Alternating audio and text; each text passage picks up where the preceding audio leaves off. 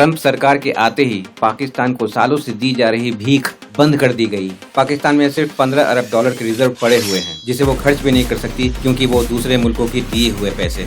पाकिस्तानी फौज और सरकार तो भीख मांग ही रही थी, अब पाकिस्तानी आवाम भी दुबई जाकर भीख मांगना शुरू कर चुकी थी। जीडीपी ग्रोथ रेट सिर्फ 3% पर है।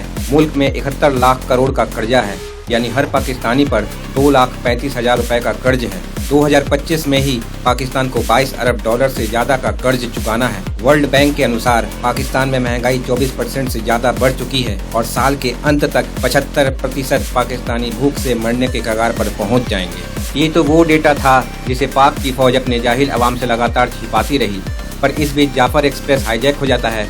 बलोचों का विद्रोह लगातार जारी है।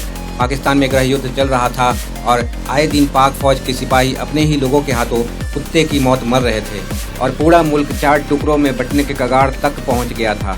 यही वो चीजें थी जिसके कारण पाक फौज पर उंगलियां उठने लगी। मुल्क में इतनी गरीबी होने के बावजूद आम जनता को ये समझ में नहीं आ रहा था कि क्यों उनकी निकम्मी फौज हर बार अरबों डॉलर का फंड अपने लिए अलग कर लेती थी।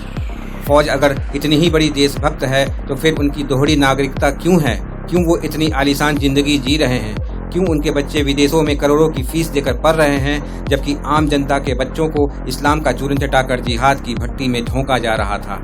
इधर मोदी सरकार पर पीओके लेने का भारी दबाव होने के बावजूद वो खामोशी से पाकिस्तान को उसके ही हाथों बर्बाद होते देख रही थी। एक बयान में तो मोदी जी ने कहा भी था कि पाकिस्तान में हमें कुछ करने की जरूरत नहीं है, वो तो खुद ही बर्बाद हो जाएगा।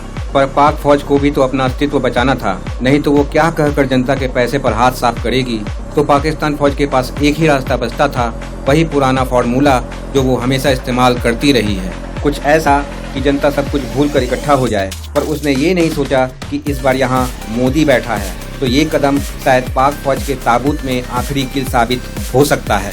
जितनी बड़ी लड़ाई होगी उतना ही बड़ा इंतजाम करना पड़ता है, जिसमें देरी तो होती ही है। पर यकीन मानिए, इस बार इस कैंसर का पक्का इलाज होगा। दुश्मन को इंतजार करने दीजिए, हम अपने हिसाब से अपना दिन और समय तय करेंगे और पाकिस्तान के ताबूत में आखिरी कील ठोक देंगे।